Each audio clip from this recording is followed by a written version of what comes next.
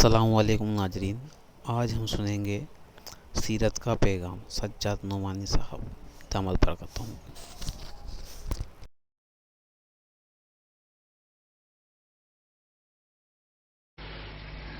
جس زمانے میں رحمت عالم صلی اللہ علیہ وآلہ وسلم کو اللہ تعالیٰ نے بہت بڑی ذمہ داری دے کر بھیجا تھا، اس زمانے میں انسان انسانیت کو بھول چکا تھا۔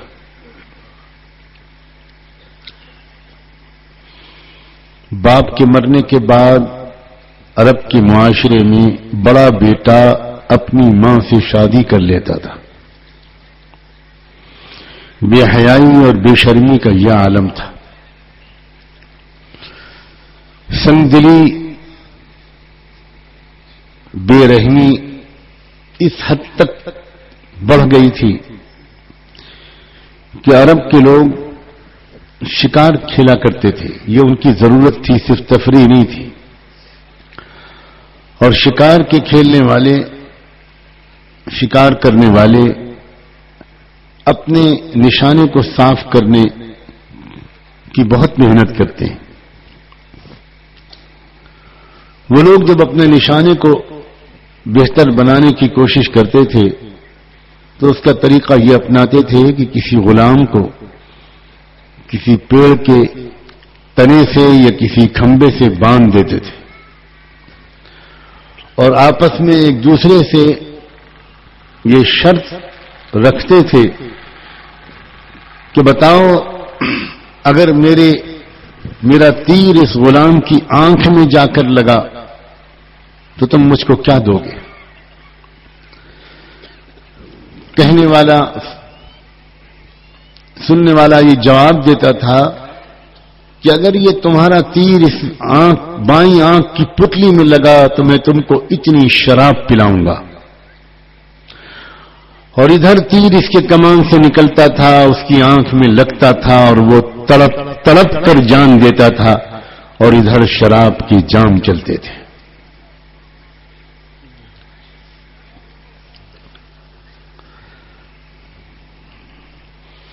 چھوٹی چھوٹی معصوم خوبصورت سی بچیوں کو بڑی بے رحمی کے ساتھ زندہ دفن کر دیا جاتا تھا۔ پوری دنیا عجیب خرابیوں میں پھنسی ہوئی تھی۔ دنیا کی اکثر آبادی بے حد غریب تھی اور دنیا میں تھوڑے سے لوگ عیش کر رہے تھے، بہت امیر تھے۔ حکومت کی کرسیاں عام لوگوں کی خدمت کے لیے نہیں بلکہ عام لوگوں کا خون چوسنے کے لیے استعمال ہوتی تھی۔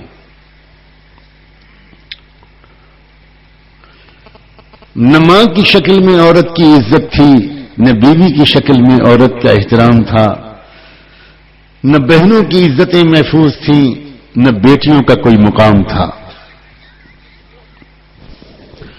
مزدوروں، کسانوں، غریبوں، غلاموں، پچھڑوں، دبے کچلوں، ان کے لیے جینا محال تھا۔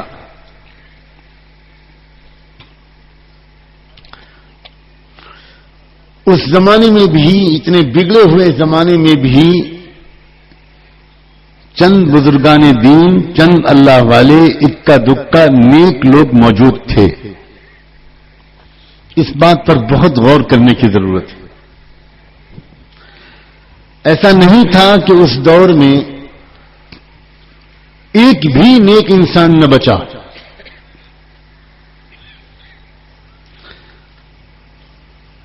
ہر کچھ فاصلے پر کوئی ایک آدھ اللہ والا، کوئی نیک انسان اس وقت بھی موجود تھا۔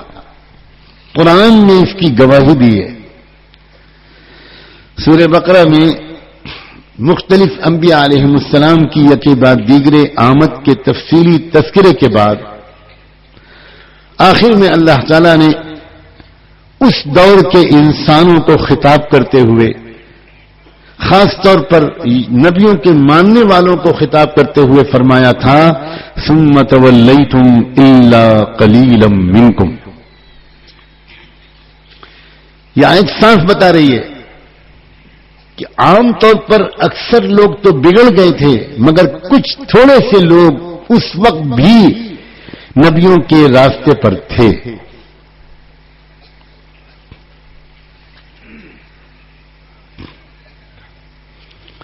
لیکن اللہ کے بندوں اور بندیوں اس بات کو بہت غور سے سنو سمجھو کہ جب عام ماحول بگڑ جائے سوسائٹی بگڑ جائے امت بگڑ جائے تو چند اکا دکا نیک لوگ ماحول کو نہیں بدل سکتے.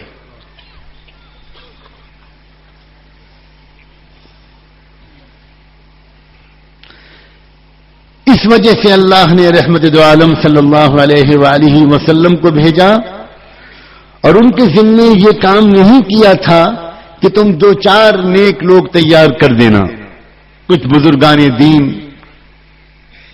کچھ اللہ والے تیار کر دینا. یہ کام اللہ کے رسول صلی اللہ علیہ وسلم